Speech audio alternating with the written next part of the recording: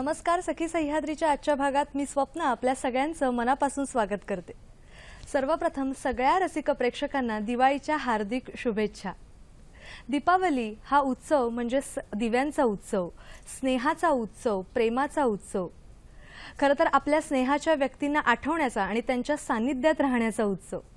त्याच बरोबरीने दिवाळीमध्ये आपण आपले गुरु, गाई वासरं, त्याच्यानंतर लक्ष्मी देवता, आपली आरोग्याची देवता धन्वंतरी यांचं पूजन करून, यांचं स्मरण करून त्यांच्याप्रती कृतज्ञता व्यक्त करण्याचा हा वेगळाच सण नाही का।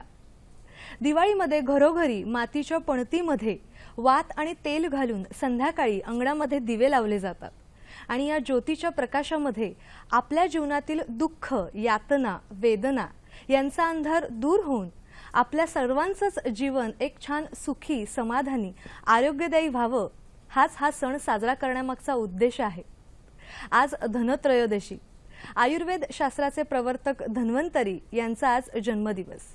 दिवाळीच्या या दिवशी पहाटे लवकर उठून अभ्यंगस्नान करून धन्वंतरी या आरोग्य देवतेची पूजा केली जाते।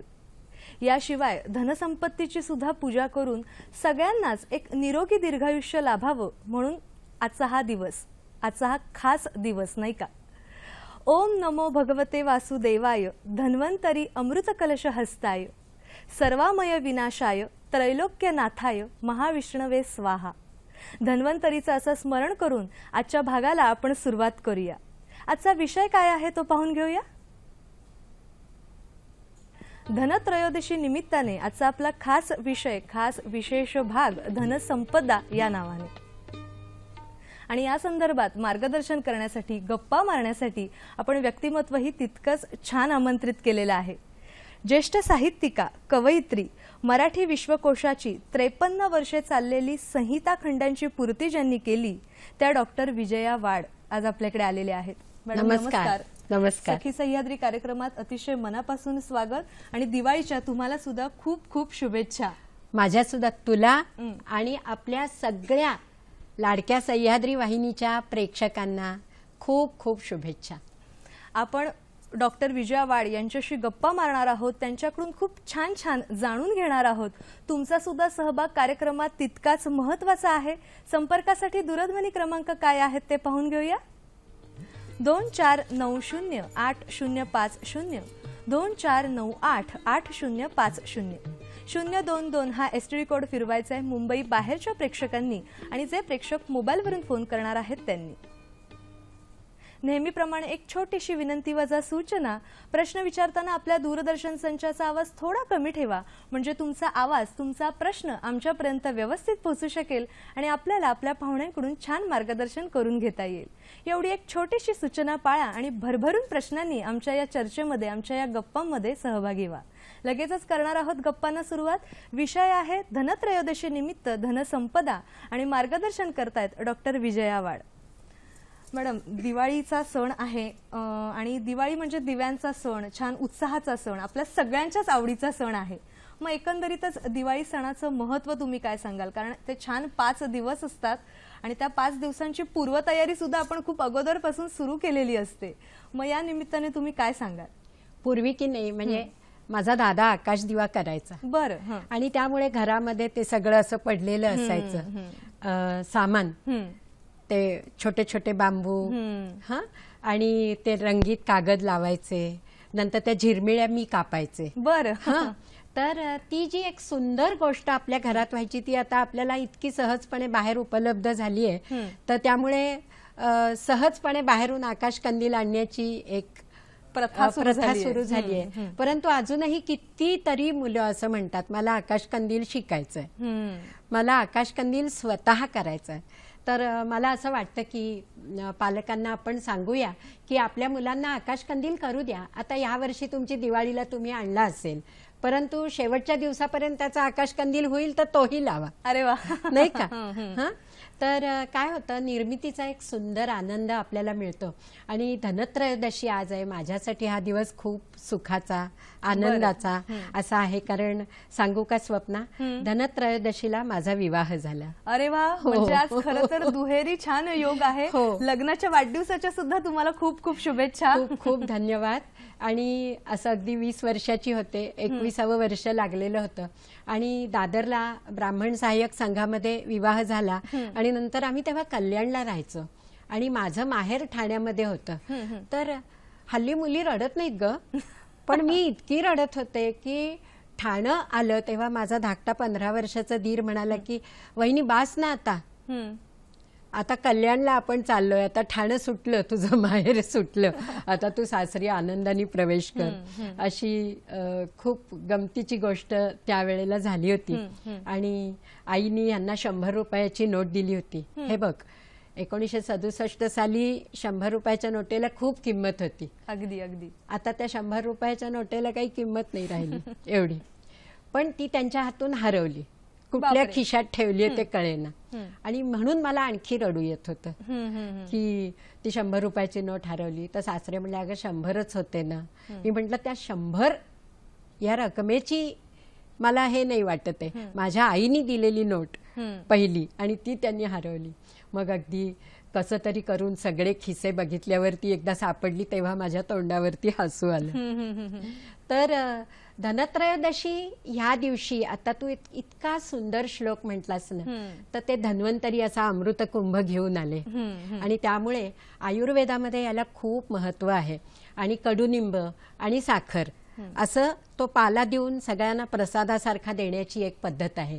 तर त्यामुळे धनत्रयोदशीला वैद्य लोक आयुर्वेदामध्ये ह्याला एक अत्यंत महत्वाचं स्थान देतात.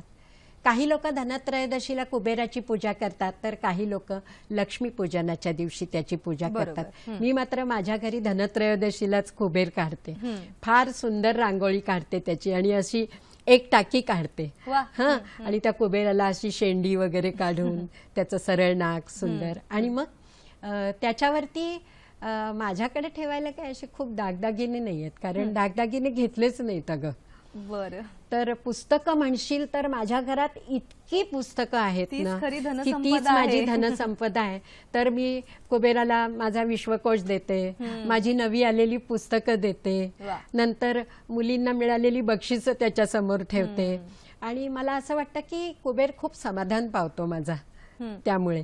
आणि मग आम्ही त्याची मनोभावे पूजा करतो. आता भाव तेथे देव, प्रत्येकाचा भाव वेगळा. अगदी. तुम्हाला दागदागिन्यांची हौस असेल, असते ना, आणि असली तर काही वाईट नाही. तू किती गोड दिसतेस, असं सगळं घालून किती छान दिसतेस, ती नाजूक नथनी तुला किती गोड दिसते. धन्यवाद धन्यवाद. तर अशा सगळ्या नटलेल्या ललना ते बघायला मला खूप आवडतं. पण त्याची सुद्धा पूजा लोक करतात आणि वस्त्रालंकारांनी नटतात, छान छान दिसतात. आणि छान छान दिसणं बाईसाठी तर तो तिचा जन्मसिद्ध अधिकार आहे. अगदी. नाही का? तर अशा प्रकारे नटलेल्या ललना बघून घरातले पुरुषही प्रसन्न होतात, आजूबाजूचं वातावरण प्रसन्न होतं. आणि मातीची पणती का लावायची? सगळ्यांना परवडते. बरोबर. गरिबापासून श्रीमंतापर्यंत प्रत्येकाला मातीशी इमान राखता येतं, नाही का? तर म्हणून ती पणती आपण लावतो. आणि त्या पणत्यांनी उजळलेलं घर, त्याचा आनंद आपल्या चेहऱ्यावर दिसला पाहिजे, तो चेहऱ्यावर परावर्तित झाला पाहिजे. आणि दिवाळीच्या दिवशी कुठली मागची उणीदुणी काढू नका. धनत्रयोदशीचा दिवस आहे ना, तो सुंदर आनंदाने साजरा करा. इंग्रजीमध्ये एक म्हण आहे, God puts each fresh morning, each new chance of life as a gift into your hands to see what you can do with it. सूर्य रोज एक प्रकाशाची नवी भेट तुम्हाला देतो दर दिवशी. त्याची माती करायची का सोनं करायचं तुम्ही ठरवायचं. अगदी बरोबर. तर दिवाळीच्या दिवसात तरी खूप आनंदाने राहा, कुठली उणीदुणी काढू नका. आणि आपल्या घरातल्या घरधन्याला सुद्धा आनंद द्या, त्यानं गृहिणीला आनंद द्यावा, चकल्या तळायला मदत करावी. हल्ली काय झालंय, सगळे फराळाचे पदार्थ बाजारात इतके सहजपणे मिळतात आणि गृहिणी सुद्धा अगदी तिला धनतेरस पर्यंत सुट्टी नाहीये. बरोबर. नोकरी करणाऱ्या बायकांना आणि नोकरी न करणाऱ्या बायकांना सुद्धा घरातलं काम इतकं पुरवतं. तर रोज एक नवा पदार्थ करावा ना. म्हणजे आज चकल्या केल्या, उद्या बेसनाचे लाडू केले, परवा ओल्या नारळाच्या करंज्या केल्या. असं केलं ना तर मला असं वाटतं की दिवाळीच्या आनंदामध्ये भर पडते आणि रोज ताजं ताजं काहीतरी खायला मिळतं. अगदी नाही का? आपल्याला एक फोन आलेला आहे तो आपण घेऊया. किशोर नगरकर आपल्याशी बोलतायत. नमस्कार सर. हा, नमस्कार. नमस्कार. हा, पहिल्यांदा सगळ्यांना दीपावलीच्या शुभेच्छा. धन्यवाद. आणि आपल्यालाही खूप खूप शुभेच्छा. थँक्यू आणि वार्ड मॅडमना हॅपी वेडिंग अॅनिव्हर्सरी. हो हो, थँक्यू सो मच. अच्छा, आता मी आपल्याला 3 वाक्य सांगतो आणि मला त्याच्यावरती आपले काय विचार आहेत, आपलं काय मत आहे ते सांगावं. आणि पहिलं सुभाषित आहे ते धन संपदे बाबतीतच कनेक्टेड आहे. विद्या धनम सर्व धन प्रधानम. हो. आता भगवद्गीतेचं वचन आहे त्याच्यानंतर त्याच्याशीच कनेक्टेड अध्यात्म विद्या विद्यानाम. म्हणजे पहिलं वाक्य विद्याधनम सर्वधन प्रधानम आणि दुसरं भगवद्गीतेचं वचन अध्यात्म विद्या विद्यानाम. तिसरं एक सुभाषित सा विद्या या विमुक्त आहे. हा, जी विद्या म्हणजे जी तुम्हाला मुक्त करून टाकते, जीवनमुक्त. हा, ती खरी विद्या जी तुम्हाला तुम्ही जीवनमुक्त करते. तर कृपया आपले विचार सांगा. सा विद्या या विमुक्त आहे, हे विश्वकोशाचं हे आहे. त्यांनी जी 3 सुभाषित किंवा एक श्लोक सांगितलेला आहे त्याचा अर्थ आपल्याला हवाय किंवा त्या अर्थ तर त्यांनी बोलता बोलता सांगून टाकलेला आहे. सांगितलेलं जसं तुम्ही म्हणालात की तुमच्यासाठी धनसंपदा म्हणजे तुमची पुस्तकं आहेत, विश्वकोश आहे. आणि मला वाटतं त्याच अनुषंगाने त्यांचा हा प्रश्न की ही जी 3 सुभाषित त्यांनी सांगितली त्या संदर्भातलं तुमचं मत. विद्याधनम सर्वधन प्रधानम. आता विद्याधन सर्वधन प्रधानम हे तर अगदी प्रत्येकासाठी खरं आहे. तुम्हाला बाबासाहेब आंबेडकरांच्या व्याख्यानातले एक उदाहरण सांगते किशोर, की त्यांनी सांगितलं की आपल्या मुलांना शिकवा.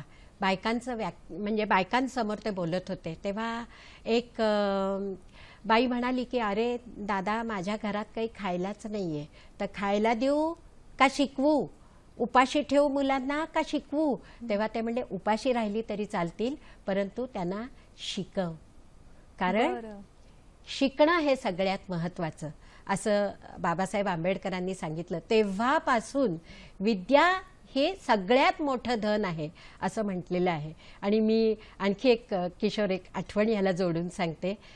मला 2 मुली आहेत, प्राजक्ता आणि निशिगंधा. तर आमच्या घरामध्ये विद्येला खूप प्राधान्य दिलं गेलं, कारण मी शिक्षिका आणि हे डॉक्टर, पण हे देशासाठी लढलेले सैनिक सुद्धा आहेत. तर देशभक्त माणूस. तर तुला सांगते की BA ला असताना तिला एक सिनेमा आला होता आणि त्यावेळेला असं सांगितलं की नेमकं परीक्षेच्या काळामध्ये शूटिंग आलं तर तू ऑक्टोबरला परीक्षेला बस किंवा पुढल्या वर्षी परीक्षेला बस. तेव्हा ती बावरली की पहिला सिनेमा आलेला आहे, बाबा मी काय करू? बाबा म्हणले तुला काय वाटतं, विद्येला महत्व आहे का? सिनेमे येतील आणि जातील, परंतु तुझी BA ची परीक्षा एकदा राहिली की ती राहून जाईल. आणि अशा प्रकारे मग तो निर्णय घ्यावाच लागला नाही. ती म्हणाली की मी आधी BA करणार, BA ची परीक्षा देणार आणि नंतर मला सिनेमा आला तर मी करीन. पण गंमत अशी बघ की तिच्या नशिबातच सिनेमा होता की सचिन म्हणून एक फार प्रख्यात नट आहे, सचिन पिळगावकर. ते म्हणले मी तिची सगळी परीक्षा ऍडजस्ट करीन आणि तिला 8 दिवस फक्त शूटिंगला यावं लागेल आणि तिच्या पेपराचं कुठलंही नुकसान होणार नाही. तिचा शॉट झाला की वरच्या खोलीत तिला अभ्यासाचं पुस्तक घेऊन बसता येईल. वा, किती गोड. आणि मग तिचा असा तो पहिला परफॉर्मन्स एकापेक्षा एक हा तिचा चित्रपट झाला, पण तिच्या अभ्यासाचं अजिबात नुकसान झालं नाही. त्यामुळे प्रत्येक विद्यार्थ्याला मला हे सांगायला आवडेल की तुमच्या आयुष्यात अनेक मोहाच्या संधी येतील, परंतु विद्येला सर्वाधिक महत्त्व द्या. आता म्हणजे असं फार पर्सनल बोलायचं म्हणून नाही, परंतु माझी मोठी मुलगी 33 वर्षापर्यंत शिकत होती आणि तिने सर्जरी म्हणजे MS नंतर फॅमिली प्रॅक्टिसमध्ये MD आणि त्यानंतर स्लीप म्हणजे निद्राविकार तज्ज्ञमध्ये MD, अशा 3 पदव्या तिच्याकडे आहेत. तर विद्येला केवढा मान आहे आणि तिला तिचे पेशंट किती मानतात हे मी स्वतः डोळ्यांनी बघितलंय आणि धन्य झाले आहे. माझी धाकटी मुलगी सुद्धा PhD आणि DLiT झालेली आहे. त्यामुळे सा विद्या या विमुक्तये, आमच्या घरात विद्येनी मुक्त संचार केलेला आहे आणि त्याचा मला आनंद अभिमान वाटतो. आणि प्रत्येक मुलानं शिकावं, प्रत्येक मुलानं विद्येनं संपन्न व्हावं, कारण विद्या तुम्हाला विनय शिकवते, विचार करायला शिकवते, दुसऱ्याच्या स्वातंत्र्याचा आदर करायला शिकवते. त्यामुळे या विद्येचा प्रत्येकाने सन्मान करावा असं मला वाटतं. वा, तुम्ही छान स्वतःच्या उदाहरणातून ह्या सुभाषितांचा अर्थ सांगितलेला आहे. आणखीन एक सुभाषित असं होतं की अध्यात्म विद्या विद्यानाम, असं त्यांनी सांगितलेलं आहे. अध्यात्म म्हणजे काय तर अधिक आत्म. आता प्रत्येकाचं अध्यात्म वेगळं असतं. माझं अध्यात्म काय आहे तर रोज नवा दिवस नवा सुरू करावा. काल माझं भांडण झालं असेल तर ते मी उद्या उकरून काढणार नाही. आता घरात आम्ही दोघंच आहोत, त्यामुळे भांडायला माणूस कोण आहे तर पती, नाही का, उणं दुणं काढायला. आणि असं तुला घरटी दिसेल की हल्ली फक्त पती पत्नी किंवा सिनियर सिटीझन्स एकत्र राहतात आणि दुरून गोड असतात मुलं सुना. अगदी. तर असू दे, आम्ही आमचं स्वातंत्र्य जपतो, पण प्रत्येक दिवस नवा सुरू करायचा हे माझं अध्यात्म आहे. चांगली पुस्तकं वाचायची, लोकांना चांगली वाचायला द्यायची, ॲप्रिशिएट करायचं, दुसऱ्याचं दुःख समजून घ्यायचं आणि एखाद्या तरी ओठावरती हसू फुलेल असं बघायचं. हे माझं अध्यात्म. माझ्यापुरतं अगदी साधं सुधं. प्रत्येकाचं वेगळं वेगळं असेल, परंतु त्याच्यातून सुखाची पंक्ती लागावी, सुखाची ज्योत लागावी आणि एखाद्या तरी ओठावर हसू फुलावं, एखाद्या तरी अंधाऱ्या घरात सुखाचा दिवा उजळावा, हीच माझी इच्छा आहे. जसं तुम्ही मगाशी म्हणालात की भाव तिथे देव, त्यामुळे आपला भाव जिथे असतो तिथे तो देव आपल्याला आपसुकच मिळतो आणि तसं आपल्याला समाधान मिळतं, नाही का. तुम्ही धनत्रयोदशी निमित्त खूप छान आठवण तुमची सांगितलेली आहेच. आणखी एक गोष्ट सांगू का? अरे वा, सांगा ना. धनत्रयोदशीची पण म्हणजे ती एक दंतकथा आहे बरं का, की हेमराजा असतो आणि त्याचा पुत्र अल्पायुषी आहे असं त्याला एक शापवाणी मिळालेली असते की 16व्या वर्षी तो जाईल. आता काय 16व्या वर्षी मुलाची लग्न वगैरे करत नाहीत, पण आता ही दंतकथा आहे. तर दंतकथेमध्ये असं सांगितलंय की त्याचं लग्न करून देतात कारण त्याला सगळ्या सुखांचा लाभ मिळावा.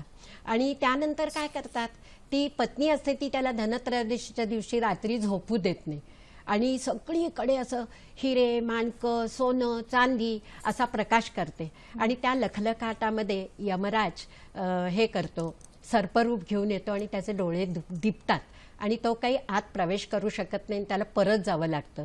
म्हणून त्या दिवशी दीपदान करण्याची पद्धत आहे आणि अपमृत्यू टळतो असं म्हणतात. तर दंतकथा आहे ही, पण गंमत म्हणून सांगितली. आणि दुसरी महत्वाची गोष्ट म्हणजे दीपदान करताना दक्षिणेकडे दिवा लावतात कारण यम दक्षिणेकडून येतो. एरवी आपण दक्षिणेकडे दिवा लावत नाही कारण यमाचं तोंड कुणाला बघायचंय, नाही का. तर असं एक त्याच्या मागचं एक पुराण सांगितलं जातं. आणि धन्वंतरीचं तर तू सुंदर श्लोक सांगितलंस. एकंदरीतच दिवाळीचे इतर जे दिवस आहेत, नरक चतुर्दशी आहे किंवा लक्ष्मीपूजन आहे, त्या दिवशी तर घरातल्या सगळ्या लहान थोर सगळ्या मुलांना आपण लवकर लवकर उठवतो आणि स्नान घालतो, अभ्यंग स्नान. म्हणजे अभ्यंग स्नानाचं महत्त्व जाणून घ्यायचंय. पण एक फोन आलेला आहे, तो आपण घेऊया आणि मग या मुद्द्याकडे येऊया. मंजुषा सुधीर आफ्ळे आपल्याशी बोलतायत सांगलीहून. नमस्कार मॅडम. दोघींना दिवाळीच्या खूप खूप शुभेच्छा. आणि मला विजयाताईंसमोर कविता वाचायला मिळतेय, मी केलेली, म्हणून मला खूप आनंद होतोय. तर मी वाचते. दीपावली ग दीपावली, घरे दारे नटली सजली, वर्ष सण हा आनंदाचा, परिभान ठेवून जगण्याचा, प्रगती प्रकाश संगमाचा, सुख समृद्धी वाटपाचा. उजळे जसा चौसपी वाडा, उजळो तसाच खेडेपाडा, वाड्यात जसा आकाश कंदील, पाड्यातही असावा सौर कंदील. वाड्यात जसे लाडू करंजी, पाड्यातही मिळो एक सतरंजी, वाड्यात जरी उडती फटाके, पाड्यात नेसते नसावे फाटके. वाड्यात जशी रंगावली, पाड्यातही तशीच वारली, वाड्यात घुमे नाद सप्त सुरांचा, पाड्यात घुमू दे गजर क्रांतीचा. दिवाळी नांदो सर्वांच्या दारी, हेच मागणे कार्तिकी वारी. अज्ञान दुःख दारिद्र्याचा नाश, हाच खरा समाज विकास. पीडित दुबळे कोणी नसावे, कष्ट प्रयासाने नशीब कसावे. देव घेव ही विचारांची, खरी सदिच्छा दीपावलीची. किती मॅडम गोड मला ग खूप मंजुषा. आनंद होतोय आई मला तुम्ही ऐकून घेतल्याबद्दल आणि तुम्हाला सर्वांना खूप खूप शुभेच्छा. मंजुषा, तुझी कविता खूप गोड होती आणि त्यातलं सामाजिक भान अगदी टच बघ, हृदयाला स्पर्शून गेलं. हं? आणि तू जे म्हटलंस ना त्याच्यावरून ना मला स्वप्ना एक अतिशय म्हणजे माझ्या काळजात ठेवलेली एक आठवण सांगावीशी अरे वा, वाटते. अगदी अगदी. 1993 साली, तू खूप छोटी असशील. मी शिक्षिका होते, मराठी विभागाची प्रमुख होते, उदयाचल हायस्कूल गोदरेज विक्रोळी इथे. तर भूकंप झाला होता बघ किल्लारीला. हो, हो. तर त्या भूकंपामध्ये खूप म्हणजे खूप वाताहत झाली होती किल्लारीला, लातूर जवळ. बरोबर. आणि असं वाटलं की आपल्या मुलांना मी खरं काय शिकवू, सोशल सर्व्हिस, समाजसेवा, हीच वेळ आहे पुढे यायची. तर मग आपली जी प्रार्थना सभा असते त्याच्यामध्ये सांगितलं की आपण ना आपली दिवाळी साजरी करण्याआधी त्यांच्याकडे लाडू पोचवायचेत, मला त्यांच्याकडे कपडे पोचवायचेत, मला म्हणजे आपल्याला. हे महत्वाचं. मी तुमची प्रतिनिधी होईन. मी सर्व मुलांना घेऊन जाऊ शकणार नाही, परंतु मी 7वी 8वी 9वीच्या काही प्रतिनिधींना बरोबर घेऊन जाऊ शकेन. तर त्याप्रमाणे मी तुला सांगते 400 मुलांना म्हणजे त्या प्रार्थना सभेमध्ये सांगितलं की आपल्याला 400 सगळं घेऊन जायचंय. एक निश्चित आकडा ठरवला. बरोबर. तर पालकांनी लाडू केले शांतिनिकेतनमध्ये. म्हणजे प्रत्येकाला वाटत असतं की आपण दुसऱ्यासाठी काहीतरी करावं, फक्त त्याला जागवावं लागतं. आणि त्याच्यानंतर 400 साड्या आल्या, नंतर स्वच्छ सदरे, हाफ चड्ड्या, फ्रॉक, असं सगळं आलं. आणि मग आम्ही ते सगळं एका जीपमध्ये घातलं. आणि राजेंद्र परसावत नावाचे एक माझे छोटे मित्र, म्हणजे तरुण मित्र, तेव्हा मी पण एवढी मोठी नव्हते 93 साली. तर आम्ही सगळे निघालो आणि माझी मोठी बहीण निरुताई, आम्ही असे सगळे किल्लारीला गेलो. आणि किल्लारीला गेल्यावरती तिथे तंबू ठोकले होते, तिथे ते सगळं उघडून ठेवलं.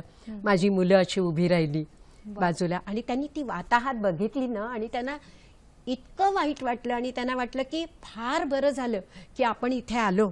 आणि अशी मोठी लाईन लागली होती आणि प्रत्येकाला साडी देताना, प्रत्येकाला शर्ट चड्डी फ्रॉक देताना आम्हाला मनात समाधान वाटत होतं. परंतु एक बाई म्हणाली की ही बाई मुंबईहून आलीये, हिला देऊ नका, ही किल्लारीची नाहीये. बरं. तर ती बाई म्हणली आम्ही पण गरीब आहोत म्हणून मी आले. तर म्हटलं घेऊ दे ग तिला, ती गरीब आहे ना. नाही तर ती लाईनीत उभी राहिली नसती. कुणाला असं आवडत नाही फुकट घ्यायला. आणि पण डोळ्यात पाणी आलं ग की माणसाला मदत मिळावी म्हणून तो कुठे कुठे जंग पछाडतो असं वाटलं. आणि त्याच्या पुढची गोष्ट म्हणजे ते लाडू आम्ही घेऊन गेलो होतो ना किल्लारीला, तर एकाही माणसाने त्याला तोंड लावलं नाही. तर मला खूप वाईट वाटायला लागलं आणि रडू यायला लागलं. मी म्हटलं तुम्ही लाडू नाही खाल्ले तर आम्ही ही दिवाळी साजरी करणार नाही. तर एवढ्यात एक छोटंसं बाळ आलं, देवाच्या रूपानेच जसं काही ते आलं. आणि तो म्हणला मला लाडू आवडतो. अरे वा. आणि त्यांनी तो लाडू खाल्ल्यावर सगळ्यांनी उत्स्फूर्तपणे टाळ्या वाजवल्या आणि मग लाडूला हात लागला आणि ते 400 लाडू संपले. पण तो आनंदाचा आणि समाधानाचा क्षण पांडुरंग तुमच्या आयुष्यात बाळरूपाने आणतो हे मला त्या दिवशी समजलं. आणि अजूनही ती आठवण आली तर डोळ्यात पाणी येतं ग. अगदी तुमच्या डोळ्यातनं कळतंय तुमचे भाव. तर पण म्हणजे सामाजिक जाणीव, सामाजिक भान आजही आपल्याला म्हणजे सत्कारणी लावायला हवं. माझी जाऊ आहे ना वैजयंती वाड, तिने यावर्षी फराळ केला नाही तर ते 1000 रुपये तिनं एका गरीब कुटुंबाला देऊन टाकलेत. तर मी असं नाही म्हणत की तुम्ही घरात आनंद करू नका. मी एक तुम्हाला उदाहरण सांगितलं, मला कौतुक वाटलं तिचं. आणि आपल्यातलं थोडंसं दुसऱ्याला द्यावं, कारण निसर्गे जिथे कोप केला तयांच्या पुसुलोचनाला करूया नवी पुन्हा सुरुवात आधी दीपावली द्वारात असं मला म्हणावंसं वाटतं. मला एक फोन आलेला आहे तो आपण घेऊया. रेखा कुलकर्णी आपल्याशी बोलतायत सायनहून. नमस्कार मॅडम. हॅलो. हा नमस्कार विजयताई. हा नमस्कार तुम्हाला रेखाताई. दिवाळीच्या खूप खूप शुभेच्छा. रेखा आज तुम्हाला माझा पण. वाढदिवस आहे आणि अरे तुम्ही वा. आलात म्हणून मला खूप बरं वाटलं. रेखाताई, वा, वा. वाढदिवसाच्या सुद्धा शुभेच्छा तुम्हाला. माझ्याकडून हा. पण आपला हा. प्रश्न विचारा. Happy birthday. हा थँक्यू. मला तुमची मुलगी निशिगंधा वाढ इथे पिक्चर खूप आवडतात आणि ती खूप चांगलं काम करते आणि तुम्ही जागतिक विश्वकोश तयार केला त्याबद्दल मग तुमचे खूप खूप अभिनंदन. आणि थँक्यू मला असा रेखाताई, प्रश्न धन्यवाद विचारायचा की खूप खूप. धनत्रयोदशीचं महत्व काय आहे आपल्या दृष्टीने? हो बरं. धनत्रयोदशीचं महत्व तर मी सांगितलं ना आपल्याला. हा की आपल्या जवळ असलेले धनाची पूजा करा. हा आणि आपल्या जवळ जे धन आहे ते, ज्याच्याकडे दागिने असतील, ज्याच्याकडे सुंदर सुंदर वस्त्रालंकार असतील, ज्याच्याकडे पुस्तकांचं धन असेल, हा तर विद्या धनसंपदाच आहे ना आपली. तर अशा प्रकारे वेगवेगळ्या प्रकारे धनाची पूजा करणं आणि कुबेराची पूजा करणं, कारण तो संपत्तीचा वारसदार.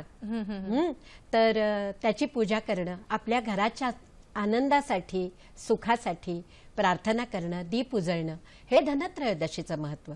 त्याच्या पुढेही सुद्धा आपण खूप खूप मजा करणारच आहोत, कारण नरक चतुर्दशी आहे. त्या दिवशी घरातल्या सगळ्यांना तुम्ही लवकर उठवून अभ्यंग स्नान घालणार आहात. अभ्यंग स्नान का? तर ईश्वराची पूजा करायला तुम्ही स्वतः सुगंधी झालेले आहात आणि त्यामुळे ईश्वराची पूजा करायला तुमचं मन तन दोन्ही प्रसन्न आहे. आणि मग तुम्ही येता लक्ष्मीपूजनाकडे, मग पाडव्याकडे. पाडव्याला तर पतिराजांकडून वसुली करायची असते, कारण सबंध कुटुंबाची देखभाल वर्षभर केल्यावरती तो तुमचं खूप खूप देणं लागतं आणि पत्नीला खुश करण्याची ही संधी पतिराजांनी अजिबात सोडू नये, नाहीतर त्या वर्षभर लक्षात ठेवतील. हं तर आणि मग येते भाऊबीज. भाऊबीजेला तर प्रेमाचा इतका सुंदर सण आहे ना, की भाऊ आणि बहीण यांच्या पवित्र प्रेमाची ती साक्ष आहे. आणि यम आपल्या बहिणीकडे गेला होता आणि तिनं त्याला असे वस्त्रालंकार सुंदर घालून अतिशय सुंदर दिसत तिनं त्याचं स्वागत केलं. आणि म्हणून बहिणी सुद्धा खूप खूप नटतात आणि आपल्या भावाला गोडधोड खायला घालतात. त्या दिवशी भाऊ जिथे असेल तिथून आपल्या बहिणीकडे जातो आणि मग तो तिला प्रेमानं काहीतरी भाऊबीज घालतो. मी तुला माझ्या एका विद्यार्थिनीची गोष्ट सांगू का? अरे सांगा ना. माझी विद्यार्थिनी MD गायनॅक, बरं. सुवर्ण पदक विजेती. हो. परंतु तिच्या पतीनं तिला आग्रह केला की तू सारखी नॉर्मल डिलिव्हरीच्या मागे लागते, तर तू सिझेरियन करत जा, बरं. 5 पट पैसे मिळतात. अच्छा. ती म्हणाली मी असं नाही करणार, अजिबात करणार नाही. आणि मग दोघांमध्ये थोडीशी वादावादी झाली. वादावादीचं रूपांतर गुद्दागुद्दीत झालं. अरे बापरे. कारण तो खूप चिडला होता. आणि भाऊबीजेला मग भावाला घरी न बोलवता ती भावाकडे गेली. आणि भावाकडे गेली, का ग गालावर का ओरखडा दिसतोय? तर ती म्हणली रॉनीनी ओरखडलं. त्याने कशाला घरात कुत्रा पाळते ग? तर मुलगी म्हणाली छोटी, रॉनीनी नाही ओरखडलं, बाबांनी ओरखडलं. तर मग सगळं 9 वर्ष सोसलेलं बाहेर निघालं. मुलींना नका ग सोसू असं. मला खूप वाईट वाटतं. माझी विद्यार्थिनी शूर, ती घरी आली, तिने मग ते सगळं सांगितलं, खूप झालं सोसून पिढ्यानपिढ्या, आता थोडं मोकळं जगूया, असं मला सगळ्या मुलींना सांगायचं. आपलं सासर आणि माहेर सुखी करण्यासाठी तुमचा जन्म आहे हे मला माहीत आहे, परंतु अन्याय अत्याचार नाही सहन करायचं. तर भावानी भाऊबीज काय घातली, तर तिला आपली ऑफिसची जागा हॉस्पिटलसाठी देऊ केली. वा. एवढी मोठी ओवाळणी घालणारा भाऊ थोर आणि ती बहीणही थोर, भाग्यवान. तर मला असं सांगायचंय की आपल्या बहिणीला तिचं सुख दुःख जाणून घ्या, तिला काय कमी आहे ते बघा आणि तिच्या पाठीशी उभे राहा. तर तुमचं रक्षाबंधन, तुमची भाऊबीज ही खऱ्या अर्थानं सार्थ ठरेल. कारण दिवाळी हा नुसता दीपांचा उत्सव नाही, तो नात्यांचा उत्सव आहे. वा. पती आणि पत्नी ह्यांचं नातं तर इतकं विश्वासाचं आणि परम पवित्र असलं पाहिजे की सुखाची ओंजळ आणि घरदणी, प्रसन्ना सुखवदना साजणी, दिलांची सरगम एक सुरात, आली दीपावली द्वारात, असं आपण म्हणू. वा, खूप छान सांगताय आणि प्रेक्षकांची उत्सुकता सुद्धा तितकीच वाढीला लागलेली आहे. फोन आलेला आहे, तो आपण घेऊया. भारत वावळ आपल्याशी बोलतात डोंबिवलीहून. नमस्कार सर. धनसंपदा ह्या विषयावर डॉक्टर विजय वाड हे अतिशय चांगली माहिती आणि चांगलं मार्गदर्शन करतायत, त्याबद्दल त्यांचं खूप खूप अभिनंदन. मॅडम, माझा प्रश्न असा आहे की आयुर्वेदामध्ये धन्वंतरी या देवाने की गुरुने असं सांगितलेलं आहे की आपल्यावर सदैव प्रसन्न राहू दे, आपले निरामय आरोग्य जीवन असू दे आणि आपल्यावर धनवर्षाव अखंडित हो, असे पण आपल्याला आशीर्वाद दिलेले आहेत. तर ह्या धनवर्षाव म्हणजे हा कुठल्या प्रकारचा आशीर्वाद आहे? आणि त्याचबरोबर धनतेरस आज आहे आणि आपण बहुतेक सोने खरेदी करण्याच्या प्रचलित पद्धती आपल्याकडे, तर याला कारण काय? कारण याचबरोबर आपण जमीन, घर, शेती किंवा इतर काही वस्तू पण घेऊ शकतो, हे पण एक प्रकारचं धनच आहे. तर यावर कृपया आपण टाकावा. धन्यवाद. मला असं वाटतं की तुम्ही स्वतःच आपल्या प्रश्नाचं उत्तर दिलंय. हां, की धनवर्षा, धनसंपदा ही ज्याला जी भावेल ती. शेती हे सुद्धा धनच आहे, कारण यावेळेला ही धनसंपदा भरभरून आपल्या घरी आलेली असते. कारण शरद ऋतूचं आगमन झालेलं आहे, हवेत थोडीशी थंडी आहे. आता आपल्याकडे मुंबईमध्ये जरा कमी आहे, कारण एकंदरच तापमान वाढतं आहे, तर 2 अंशांनी जरा जास्तच आहे आपलं तापमान. परंतु त्यातही समाधान मानून ज्या वेळेला धनधान्याची राशी घरात येते ना, त्यावेळेला ती आपली धनसंपदाच असते. ज्या वेळेला विचारांची एक ओंजळ आपल्या घरामध्ये येते ना, म्हणजे चांगल्या विचारांची ओंजळ. हां, आता मुलांना शाळेमध्ये सांगितलं जातं बरं का, की फटाके उडवू नका, त्यामुळे म्हाताऱ्या माणसांना, नंतर आजारी माणसांना ध्वनी प्रदूषणाचा त्रास होतो, कानठळ्या बसतात आणि त्यांना अगदी घरात झोपणं, उठणं, बसणं अशक्य होतं. तर आता मुलंच येऊन सांगतात, जसं से नो टू पिझ्झा बर्गर असं जेव्हा शाळेमध्ये सांगितलं जातं, तेव्हा मुलं सांगतात, आई पिझ्झा बर्गर नको, तू भाकरी कर, तू ताजं थालीपीठ कर. कारण शाळेमध्ये जे जे सांगितलं ते मुलांना खरं वाटतं, त्याच्यावर विश्वास बसतो. तसं फटाक्यांची दिवाळी न करता प्रकाशाची दिवाळी करणं हे सुद्धा धनसंपदेचंच लक्षण आहे. शेतीमधला सुंदर सुंदर असा जो माल, भरगच्च कणसं आलेली आहेत, ती सुद्धा धनसंपदाच आहे. आपल्याला मिळाली धनाची राशी ही लक्ष्मी आपल्याकडे जी आलेली आहे ती सन्मतीने आली पाहिजे असं मला वाटतं. कुणाचे पैसे ढापून, कुणाकडे तरी दिवाळ्या मागून अशी ती नसावी. संतुष्टीने आलेली पाहिजे ती लक्ष्मी, नाहीतर ती अलक्ष्मी. म्हणून तर आपण केरसुणीची पूजा करतो का? तर ती घरातली अलक्ष्मी दूर करते आणि घरातला केर कचरा बाहेर टाकते. म्हणून आधी आपण केरसुणीपासून सुरुवात करतो. आणि लक्ष्मी ही अत्यंत चंचल आहे, त्यामुळे लक्ष्मीच्या खूप मागे न लागता जी स्थायी स्वरूपाची लक्ष्मी आहे ती आपण मिळवण्याचा प्रयत्न केला पाहिजे. आणि स्थायी स्वरूपाची लक्ष्मी म्हणजे ज्ञान, विद्या, धन, प्रतिष्ठा लाभे आता मलाही, असं प्रत्येकाला अभिमानानं म्हणता आलं पाहिजे. ती त्याच्यासाठी खरी दीपावली असेल. जसं मॅडम तुम्ही म्हणालात की आपल्याला जी भावेल ती आपली धनसंपदा अशी असते. आणि दिवाळी हा सण एक दिव्यांचा जसा असतो तसा नात्यांचा सुद्धा असतो. आणि त्यामुळेच दिवाळीमध्ये आपण एकमेकांना भेटी देतो, भेटीगाठी होतात आणि मग काहीतरी आपली एक आठवण राहावी म्हणून भेट दिली जाते.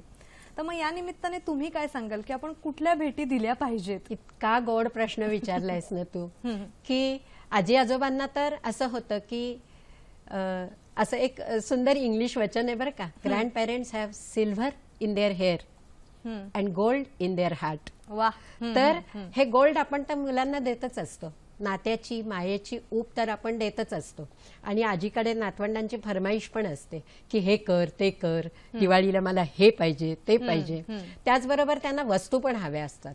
हां, त्या वस्तू तर आपण देतच असतो, पण आपण ना एक छान भेट देऊया, दिवाळी अंकांची भेट, किंवा दिवाळीला छान छान पुस्तकं आलेली असतील त्यांची भेट. हे बघा, तुम्ही हॉटेलात गेला तर एका पिझ्झ्याला तुम्ही 600 रुपये फॅमिली पॅकला सहज खर्च करता. तर त्याऐवजी छान छान रंगीत चित्रांची पुस्तकं आणून द्या ना आणि त्यातल्या गोष्टी वाचून दाखवा ना. काय होईल, गोष्टी ऐकता ऐकता काही मुलं वाचती होतील आणि नंतर काही वर्षांनी त्यातले काही हात लिहिते होतील. मराठीचा जागर होईल, उजागर होईल आणि मराठी ही नुसती पुस्तकात राहिलेली भाषा राहणार नाही, तर ती मुलांच्या बरोबर एखाद्या वृक्षासारखी फोफावेल, ताजी टवटवीत राहील, त्यांचे विषय ते लिहितील. खरं ना? तर अशा प्रकारे पुस्तकांची भेट तुम्ही मुलांना नक्की द्या. दसऱ्याच्या मुहूर्तावर माझं एक पुस्तक आलंय बरं का, साखर माया नावाचं. बरं. आणि त्याच्यावर माझ्या नातवंडांचा फोटो आहे आणि त्यांच्यावर नानी अगदी सुखात बसलेली आहे असं एक पुस्तक आहे. हे पुस्तक आहे ते. हं, तर अशी साखर माया आलंय. नंतर हृदयीच्या गोष्टी हे एक पुस्तक आलंय. हां, तर अशी आता ही माझीच पुस्तकं द्या असं नाही म्हणत मी सांगते, तुमच्या आवडीच्या लेखकांची पुस्तकं तुम्ही भेट द्या. विश्वकोश भेट द्या. अहो 175 रुपयात साडी सुद्धा येत नाही आणि ज्ञानाचं एवढं मोठं भांडार तुमच्या घरी येतं. तर जी थोडी मोठी माणसं आहेत त्यांना तुम्ही विश्वकोश भेट द्या. नंतर गोष्टीची पुस्तकं स्त्रियांना खूप आवडतात. माझे खूप खूप स्त्री वाचक आहेत, तसे पुरुष वाचक पण आहेत आणि पुरुष सुद्धा खूप हळवे असतात, त्यांना सुद्धा पुस्तकं आवडतात. दुसरं म्हणजे काय आहे की पुस्तकं ही तुमच्याकडे कायम राहतात, चकल्या खाऊन संपतील.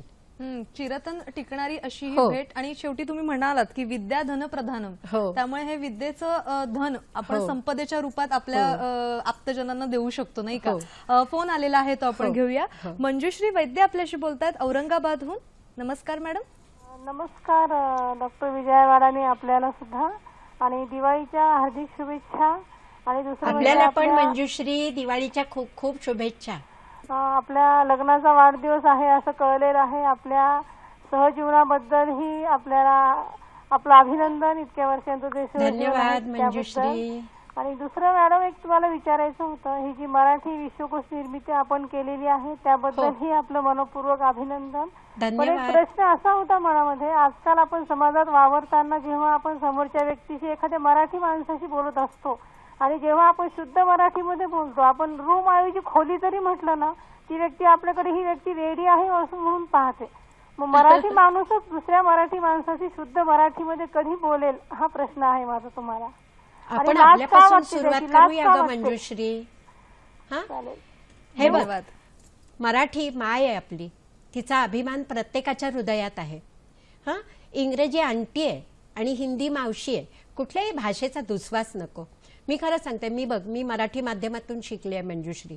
11वी पर्यंत. माझ्या वेळेला 11वी SSC होती, आता या मुलीला 10वी SSC होती, पण मराठीत शिकले. आणि त्यामुळे कॉलेजात एकदम इंग्लिश पहिल्या वर्षात जड गेलं, पण नंतर BSc होईपर्यंत मी उत्तम इंग्रजी बोलू लागले. आम्ही एकमेकींमध्ये इंग्रजीत बोलायचो चुकत, कारण एक कुणीतरी उर्दू माध्यमातून आलेली, एक गुजरातीतून, आम्ही दोघी मराठी. तर लँग्वेज कॅन बी अक्वायर्ड, हे प्रत्येकाने लक्षात ठेवावं की भाषा ही आपल्याला शिकता येते, पण मराठी ती मराठी. हां, आणि आपण ना मंजुश्री आपल्या भाषेचा अभिमान आपणच धरला पाहिजे. म्हणजे मी अमेरिकेला गेले होते तर तेव्हा समोरची बाई, म्हणजे माझ्या शेजारी बसलेली बाई, मला हाऊ आर यू वगैरे असं म्हणाली, तर मी म्हटलं आपण प्रधान ना, आपण मराठीत बोलू ना, किती छान वाटतं इथे आल्यावर मराठीत बोलायला. तर ती म्हणली हो ना, मी जरा बिचकतच होते, पण आपण असं प्रेमाने सांगितलं की समोरचा मनुष्य रिस्पॉन्स देतो. अगं मंजुश्री, माझं अगदी मनापासून असं मत आहे की माझी मराठी माझी काशीनी पंढरी, तिच्यासाठी जागा आहे माझ्या घरी, माझ्या उरी, असं आपण म्हणूया. आणि मराठीसाठी जागा आहे शिक्षणाच्या दरबारी. आपण आपल्यापासून सुरुवात केली तर समोरचा आपसुकच बोलायला लागतो. अगदी. आणि गोड शब्दात सुनवावं. सुनवायचं, पण अतिशय गोड शब्दात. म्हणजे समोरचा प्रतिक्रिया द्यायला हतबल झालाच पाहिजे. आणि असं जे म्हणालीस ना मंजुश्री की तो आपल्याकडे आपण ही वेडी आहे की काय असं बघतो, तर मला त्याचीच कीव येते, तुझी नाही येत. तुझा अभिमान वाटतोय मंजुश्री की तू मराठीत बोलतेस, त्याची मात्र कीव येते की त्याला आपल्या भाषेचा अभिमान नाही. अरे आपल्या भाषेचा अभिमान नाही म्हणजे काय? आपल्या मायला कोणी विसरतो का? आपल्या आईचा आपल्याला अभिमान वाटतो की नाही, की कशीही असली तरी? तर आपण म्हणतो का माझी आई बुटकी आहे, माझी आई जाडी आहे? अजिबात नाही. माझी आई, माझ्या आईबद्दल कोणी काही बोलायचं नाही असं आपण म्हणतो, नाही का? त्यामुळे मराठीचा अभिमान आपणच सगळ्यांनी बाळगला पाहिजे, म्हणजे आपसुकच आपल्या समोरचे पण आणखी पण मला एक मंजुश्रीला सांगायचं होतं. थोडंसं मी थांबवते, एक फोन आलेला आहे तो घेऊया आणि मग पुन्हा एकदा या छान मराठीच्या मुद्द्यावर येऊया. रजनी आपल्याशी बोलतात ठाण्याहून. नमस्कार मॅडम. मी रजनी घाडी बोलते ठाण्यामधून. हा रजनी बोला. हा, तर मला असं सांगायचंय की आजचा जो धनसंपदा कार्यक्रम चालू आहे त्याच्यामध्ये तुम्ही खरंच धनाची पेटी आहात की इतकं सुंदर तुम्ही आम्हाला मार्गदर्शन केलेलं आहे आणि विद्येचं इतकं सुंदर आम्हाला इतकं मार्गदर्शन केलेलं आहे की आत्ताच्या पिढीला आपल्या दिवाळीबद्दल फार कमी माहिती असते. तर तुम्ही इतकं सुंदर मार्गदर्शन केलं आणि खूप आवडला आम्हाला कार्यक्रम. आणि तुम्हाला सर्वांना आणि तुम्हाला खास करून दिवाळीच्या खूप खूप शुभेच्छा. तुलाही, तुझ्या घरच्याही सगळ्यांना शुभ दीपावली. एक खूप छान प्रतिक्रिया असं आपण म्हणू शकतो की धनाची पेटी. आणि मला इकडून जवळून तुमच्याकडून हे सगळं जाणून घेताना खूप छान वाटतंय, मजा येते. आणि मला ते सांगायचं होतं ना रश्मीला की अगं आता तर IAS ची परीक्षा कितीतरी वर्षापासून मराठीत देता येते. आपल्याकडे भूषण गगराणी हे पहिले मराठी IAS आहेत. तर आणि आता मराठी विभागाचे प्रमुख आहेत ते. तर मराठीतून IAS एवढी उच्चतम परीक्षा देता येते, तर मराठीचं तुम्ही कमीपणा का समजता? आणि मी तुला सांगते, मराठी विश्वकोश .in ही जी वेबसाईट आम्ही तयार केली आहे ती 105 देशात 16 लाख वाचकांनी बघितलेली आहे आणि त्याला लाईक्स आहेत. म्हणजे जिथे जिथे मराठी माणूस आहे तिथे तिथे मराठी विश्वकोश पोहोचलेला आहे. आणि त्यातल्या नोंदी MPSC आणि UPSCच्या परीक्षांना मुलं वाचतात, चांगल्या प्रकारे पास होतात आणि ईमेलही धाडतात की आम्हाला या परीक्षेसाठी या वेबसाईटचा खूप खूप उपयोग झाला. तर आपल्या मुलांना मराठीतून जे ज्ञान द्यायचं असेल तर ते तुम्ही या वेबसाईटवर मराठी विश्वकोश .in या वेबसाईटवर नक्की नक्की द्या. आणि ना मराठीचा अभिमान आपल्या मुलांमध्ये रुजवण्यासाठी मराठी पुस्तकं वाचून दाखवा. मी तुम्हाला एक गुपित फोडू का की 14 नोव्हेंबरला आमची एक कवितांची बाग फलटणला होतीये. वा. रामराजे निंबाळकर ती करतायत आणि तिथे सगळ्या मराठी कविता आहेत. चमचम चॉकलेट जिभेवरती जाते थेट. चमचम चॉकोलेट वाढदिवशी खाशी भेट. चमचम चॉकोलेट द्यायचे नाही कुणाला, चमचम चॉकोलेट फक्त तुला नि मला. वाचून मुलं खुश होतील की नाही? ही कविता निशिगंधाची आहे, पण मी म्हणून दाखवली तुम्हाला की अशी बालगीतं तिथे आहेत की मुलं खुश झाली पाहिजेत. 20 कविता तिथे लागणार आहेत आणि मग कालांतराने आणखी कविता आपण लावू. बालकोश तयार करतोय आम्ही आणि त्याच्यामध्ये 365 दिवस पुरतील. त्या 365 कथा 100 लेखकांनी लिहिल्या आहेत आणि 365 बालकविता.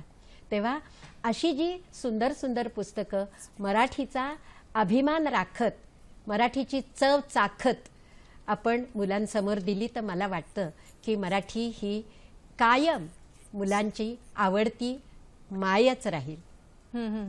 आता तुम्ही छान कविता सांगितली निशिगंधा वाड यांची, आणि मला वाटतं जशी तुमची ज्ञानाची संपदा आज आमच्या समोर खुली होते तशा डॉक्टर निशिगंधा वाड सुद्धा आज कार्यक्रमाला येणार होत्या, पण आजारी असल्या कारणाने त्या येऊ शकत नाहीत. आणि आपण छान विजयाताईंकडनं मार्गदर्शनाचं एक छान आली असती तर आणखी मज्जा आली असती. आणि तुमच्या दोघींचे हे अनुभव जाणून घेताना मला खूप छान वाटलं असतं. आणि जसं दूरध्वनीच्या माध्यमातून आपल्याला अनेक प्रेक्षक दिवाळीच्या शुभेच्छा देत आहेत, त्यांच्या प्रतिक्रिया सांगतायत, त्याच पद्धतीने ईमेल्सद्वारे सुद्धा अनेक जणांनी आपल्याला दिवाळीच्या शुभेच्छा पोहोचवलेल्या आहेत. आणि त्यातली अगदी विशेष नावं म्हणजे SNDTच्या कुलगुरू डॉक्टर वसुधा कामत आणि KM हॉस्पिटलच्या डॉक्टर कामाक्षी भाटे यांनी सुद्धा आपल्याला दिवाळीच्या शुभेच्छा पोहोचवलेल्या आहेत. किती सुंदर वाटतंय.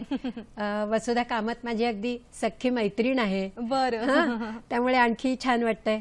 आणि कामाक्षी ताई तुम्हालाही दिवाळीच्या शुभेच्छा, वसुधा ताई सर्वांना शुभेच्छा. आपण तर विद्यापीठाच्या कुलगुरू आहात, त्यामुळे सगळ्या मुलींना माझ्या शुभेच्छा. अरे वा, अगदी. आता म्हणजे मला वाटतं तुमच्याकडून हे खरं ज्ञानाचं भांडार खुलं करून घेताना कसा वेळ निघून जातो हे कळत नाहीये. पण अगदी थोडक्यात तुम्ही काय सांगाल की काळानुरूप दिवाळीच्या या सणामध्ये त्याच्या साजरा करण्यामध्ये खूप बदल होत गेलेला आहे. तर तुमच्या बालपणीची दिवाळी आणि आत्ताची दिवाळी तुम्ही जवळून अनुभवलेले आहात हे सगळे क्षण, तर याबद्दल तुम्ही काय सांगाल? मी खरं सांगू का, दिवाळी ती दिवाळी, म्हणजे तिचं पारंपरिक जे रूप आहे ना ते आपण बदलू नये. म्हणजे सकाळी उठून अभ्यंग स्नान करणं, पणत्या लावणं, एकमेकांनी नवे कपडे घेऊन असं एकमेकांना आलिंगन देणं, गोडधोड करणं, घरामध्ये त्या निमित्ताने काही चांगले पदार्थ होतात. तर ह्या सगळ्या सणांची ओळख आपल्या मुलांना, आपल्या नातवंडांना झाली पाहिजे. आपली परंपरा टिकून राहिली पाहिजे असं मला वाटतं. फक्त त्यात कालानुरूप बदल असे झालेले आहेत की काही घरातनं अजिबात म्हणजे दिवाच पेटत नाही.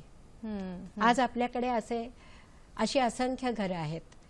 मला बोलताना सुद्धा भरून येतं, परंतु त्यातलं एक एक घर प्रत्येकाने दत्तक घ्यावं असं मला वाटतं ग. कितीतरी श्रीमंत घरं आहेत, कितीतरी घरात चकल्या लाडूंची धमाल चाललेली आहे, आणि त्या घरात एक लाडू सुद्धा होत नाही किंवा एक पणती सुद्धा पेटत नाही. का तर त्यांचे वडील गेलेत कर्जबाजारी होऊन. तर आज काही माणसं खरंच ह्या दृष्टीने पावलं उचलतायत, त्यांच्याकडे जाऊन कर्जफेड करतायत, त्या कुटुंबाला आधार देतायत. मीही 2 कुटुंब घेतलेली आहेत आणि तिथे फक्त दर महिन्याला धान्य पोहोचवते. तर प्रत्येकाने एक कुटुंब जरी घेतलं ना सधन कुटुंबानी, तरी मला असं वाटतं की आपण दुसऱ्याच्या दुःखामध्ये थोडंसं सहभागी होऊया. आणि हे काही खरंच मी सांगते, ही काही सांगायची गोष्ट नाही.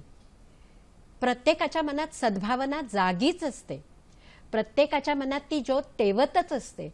फक्त तिला एक उजळायची एक छोटीशी प्रेरणा मी देते आहे की तुम्ही असं केलं तर मला खूप खूप आनंद वाटेल. मुलांना खूप खूप आपण भेटी देतो, सगळं देतो, म्हणजे पैसे देतो, नवे कपडे देतो.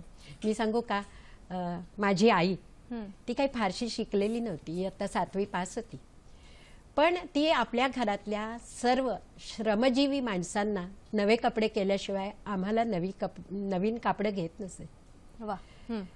त्यांच्या तोंडी, त्यांच्या मुखी लाडूचा पहिला घास पडल्याशिवाय ती तो आम्हाला देत नसे. ती म्हणाली की देव अगं देव्हाऱ्यात नाही बसलेला, तो इथेच बसलाय, जो मला मदत करतो, 5-5 मुलांचं करायची स्फूर्ती देतो आणि ह्यांच्या पगारात भागवण्याची शक्ती देतो.